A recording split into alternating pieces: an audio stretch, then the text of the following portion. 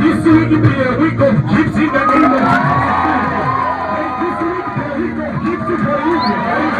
May the gifts be poured upon your life. May name uncommon be upon you. May God open strange doors for you. In Jesus' name. Amen. Hallelujah, hallelujah. Put your hands together for Jesus.